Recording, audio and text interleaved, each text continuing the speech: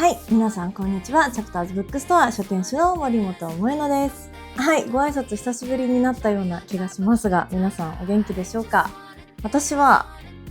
割と本を読んだ夏ですね、今のところ。どうしよう。皆さん変わらずお元気でしょうか？私の個人的なニュースからいきますと、チャプターズがこの夏お客様が結構増えていて、なんかちょっとした読書ブームの到来を肌で感じております。読書の秋っていう言葉があるのでね、秋冬って結構チャプターズって例年売り上げが伸びていくんですけど、この夏すごいユーザーさん増えてて、チャプターズを知ってくださる方が増えたのか、でもはたまたやっぱ読書っていいよねっていうこの雰囲気が世の中的にできてきているのか、どっちもだとは思うんですけど、すごい嬉しいなと思っています。で、YouTube ではたくさん本紹介してるんですけど、良かった本はもうくまなくチャプターズの毎月3冊の選書に入れていて、そのために読んでるみたいなところがあるので、チャプターズの YouTube 気になってくれて、選書なんか自分とも相性良さそうだなと思ったら、ぜひチャプターズでお待ちしてます。チャプターズは恋愛のサービス、本を通じて人と出会うっていう男女のマッチングを前提にしているんですけど、なんかね、何度言っても男女のマッチングですよって選書だけで使うお客様が4割を割らないという今4割弱かな、 3,40% はもう本当選書だけを純粋に楽しんでいらっしゃるっていうお客様たちなので、本当にそこは気が抜けないというか、なので私は超恋愛してほしいんですけどね、みんなに本をきっかけだったら恋もしやすいんじゃないかっていう私の20代の時の原体験を元に作ったんで、恋してほしいんですけど、しなくてもいい、本読みたい、本くださいみたいな人も全然お待ちしてます。ただ同じ金額なのよ、皆さん一律だから本だけ読んでる方はいいんですかみたいな、ありがとうございますという気持ちでおります、こちらも。はい、という形で動画もちょっと空いちゃったんですけど、本紹介ね、これは5月から7月頭にかけて読んだ本ざーっと持ってきてみました。家で撮ればよかったな、またなんかオフィスで撮りたくて持ってきたんですけど、何冊あるんだろう。今回ジンとか単行本もあって、1,2,3,4,20冊を総武線で一生懸命持ってきましたなので今日はダダダーっと最初にタイトルを紹介しまして、私がその中でも面白かった本、読了した本を紹介していきたいなと思っています。で、私はお客様にお勧めするために触れる本冊数っていうのはかなり月30冊をなるべく割らないようにしているんですけど、読了はねまちまちです。10冊読む月があったらかなりいい方。今回は2ヶ月弱の量なので割と読んでる本いっぱいあるんじゃないかな、ということでちょっと紹介していきたいと思います。すごいな、これ20冊一気に紹介するのかちょっとね、アイスラテ休憩を。よし、いきますね。じゃあ文庫本からいきます。はい、四十九日のレシピ、伊吹ゆきさん。このクリニックは潰れます、五鳥四季さん。未来を作る言葉、ドミニク・チャン。お役に立ちます、三上裕二。今日からお料理始めました、加藤翼。これ Vlog でも紹介しましたね。諦めません、柿谷美優。あとこれ前回も紹介したんですけど、読了したんでちょっとネタバレですけど、とっても良かったんで紹介しますね。村山由佳、遥かなる水の音。これ良かった、砂村海里、アパート玉浦。はい、これときめきシシリアのね、これも Vlog で紹介しましたけど、はい、これ良かった。命売ります、三島由紀夫。ちょっと三島由紀夫、私肉体の学校以来かなりハマってますね。続きまして、星のように離れて雨のように散った島本理生。タイトルがね美しいですね。中島京子、平成大家族。これは冬に向けての選書で読んだのかな、ちょっと季節外れですけど。無駄に幸せになるのをやめてこたつでアイス食べます、コイル。はい、私角川のメディアワークス好きなんですよね。これラノベ系の本が多いんですけど、面白い芯食った本も多いのでレーベルとしておすすめです。あとは、伊藤あかり、あなたが気づかなかった花。これは SNS の投稿で見ていいなと思って手に取ってみましたね。はい、これも冬に向けての選書で季節外れですが、雪のひとひら、ポール・ギャリコ。はい、戸上博正、 7.5g の奇跡。で、こっから単行本いきましょうか。はい、これも Vlog で紹介したけれど良かったですね。これ豊臣夏美、忙しさ幻想。これも Vlog で出たな。福田果歩、失うことは永遠にない。これも良かった。これはちょっと楽しい感じですね。寺井直美、おめでたい人。これはね、チャプターズスタッフのななみちゃんに借りました。で、ジンも2冊読んでみてます。はい。こちら、関根愛、優しい世界。と、最後ですね、これ。偏愛、川西亜美。はい、ということで、ざーっと20冊ちょっと読んで、タイトルだけ紹介してみました。どうしよう、どっから行こう。なんかこれさ、どれ気になりますかとかって気になる本紹介したいんですけど、動画じゃね、ちょっとそうもいかないんで。私が読了してちょっと面白かった本をバババッといきたいと思います。じゃあちょっと目合っちゃったんで、これ。命売ります、三島由紀夫。これね、肉体の学校に続きめちゃくちゃ良かったです。三島由紀夫さんって思想がね、すごい多分強いし、強そうすぎて、小説面白くないんじゃないかと勝手に思ってちょっと敬遠してたんですけど、もう手に取ると本当に面白くて、本当ね、帯にももっと早く教えてほしかったって書いてあるんですけど、私もそんな気持ちです。これもう純文学ってよりも普通にめちゃくちゃこの令和、今の時代に面白いエンタメ小説なんで、面白いもの読みたい人迷わず撮ってみてください。ちょっと死神の制度、伊坂幸太郎さんのとかに近いトーンでもあるかもしれない。これあらすじとしてはかなり自暴自棄になったイケメン、もう無敵の会社員が会社辞めて自殺しようとしたんだけど、自殺に失敗して、だったらこの命誰かにくれてやるって言って命を売りますっていう看板をかける。で、命がけで何かをしてほしいクライアントが舞い込んできて、その依頼を解決していくっていう話なんですけど、連続短編なので話も切りやすい。だからちょこちょこ読みにも向いてるし、全部が美しくつながってるんですよね。もうね、面白かったな、これ。何があって、なんかこう三島由紀夫さん、私この肉体の学校、命を売ります、両方とももうちょっとこう性描写が強い生々しい感じだと思ってた、勝手に。だけど結構軽やかです。そこをあんまり深掘りせず、人間の面白い気候だったりとか、そこそうなるみたいなこうストーリーの展開の意外性が海外文学読んでる気持ちになる。そこそういったみたいなのが、私結構こう数井しぐろ読んでてもポール・オースター読んでてもあるんですけど、その気持ちになったので、三島由紀夫さんの小説の結構特徴は、肉体の学校は絶世の美女、もう超美しい、時間と金を持て余した女たちで、こっちはめちゃくちゃイケメンの命なんてもういらないっていう男の話。すごい美男美女を描いてるんですね、きっと。面白かったかな。はい、という形で三島由紀夫おすすめです。これチャプターズのお客様もしこの YouTube 見てたらいつか入れたいかも。それぐらい良かったです。ちょっとびっくり。あと三島由紀夫読めたっていう満足感もある。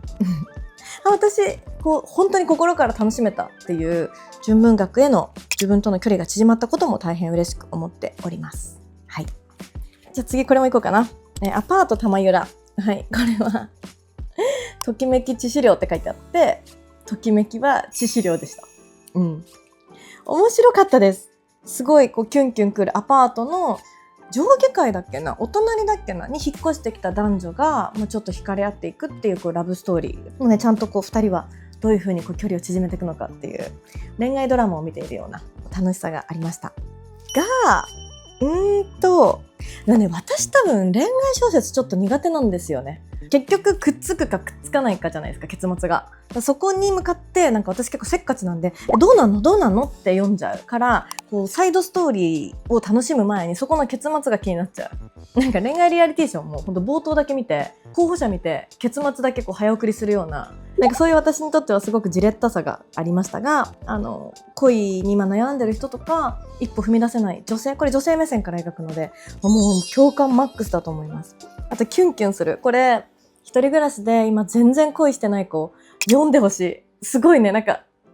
ってなって幸せな気持ちで眠れます。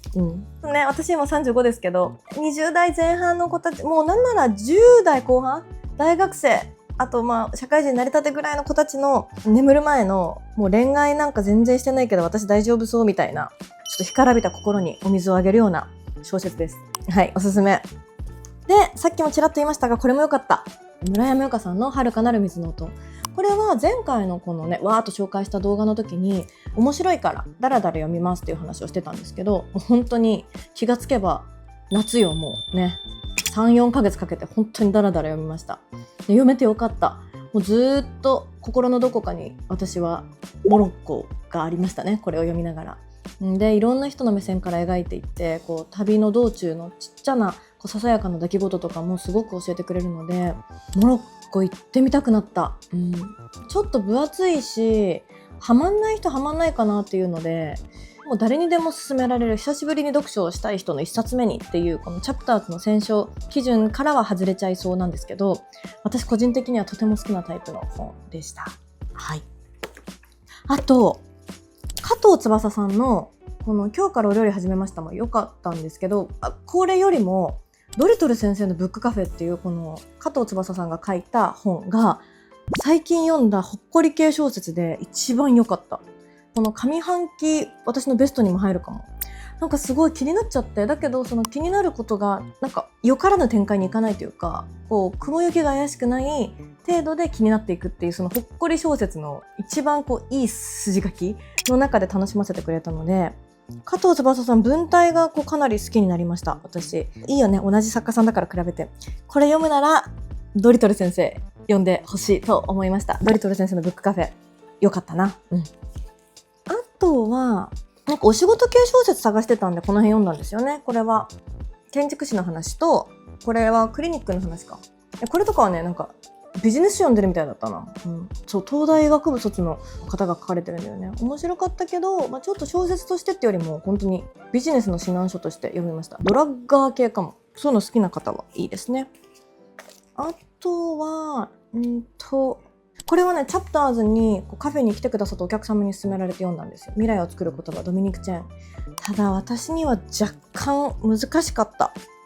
もうちょっとゆったり読めばいいのかもしれないけど、ちょうどね、こういった実用書というか、人生に何か気づきがもらえるような、ちょっと教養になるような本を探していた中だと、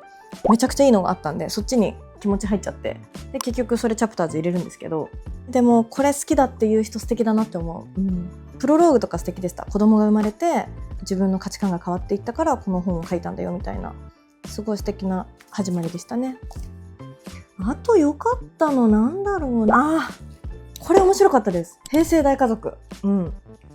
なんかね、ほっこり家族小説みたいになると、家族ってどこも問題は絶対抱えてるじゃないですか。だからこんな家族いいなって思う小説って私ちょっと距離置いちゃうんですけど、この家族そう思わせないというか、家族という単位でっていうよりは個人個人がもう必死でたまたま住む場所がそこしかないから仕方なく住んでる人たちの集合体なんですよね。それ結構面白くて、いろんな家族の視点、お父さんだったり孫だったり、あとはずっと引きこもりの息子だったりとか、いろんな目線で語られるんですけど、全部面白くて、これ結構私楽しく読めました。家族小説でちょっとクスッと笑えて、だけど、家族っていいよねって思えるタッチだとしたら、これはかなり抜群でしたね。あとはこれも良かった。失うことは永遠にない、福田果歩。これは救いがない良さに久しぶりに触れて、文学っていいなってちょっと立ち止まらせてくれた本でした。私割とやっぱ気持ちよく終わっていく本で、サクサクっと読めて続きが気になっていい読み心地を探していたな最近っていうのに気づかされました。これ本当に終わりもすごく不思議な終わり方をするし、起承転結があるのかないのかみたいな、ずっと夢落ちみたいな感じなんですよ、なんとなく。そんな中でも文章が美しくて、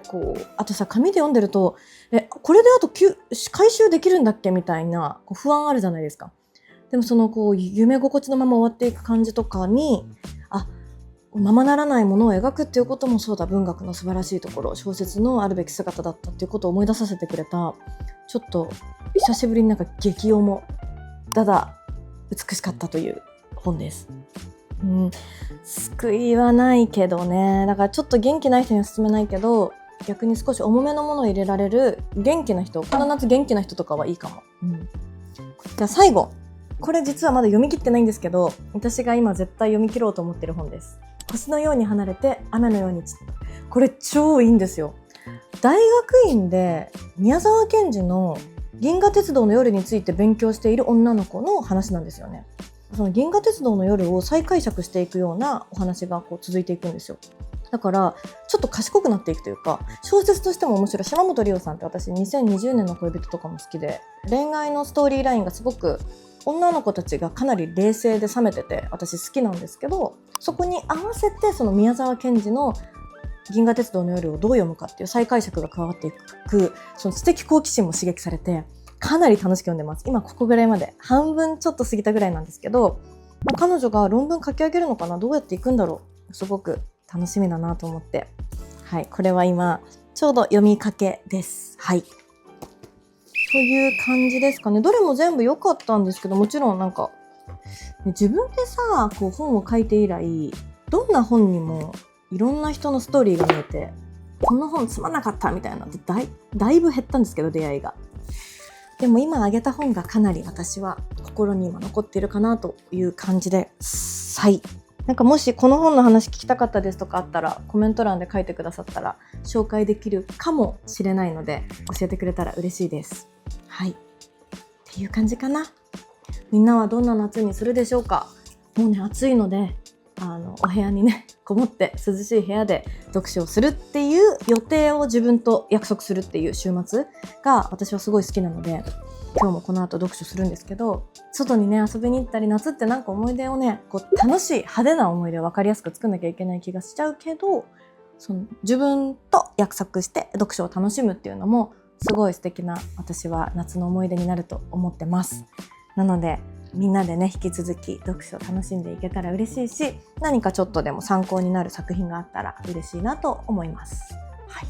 じゃあまた次の動画で会いましょう。じゃあね、失礼します。みんな夏バテとか気をつけてね。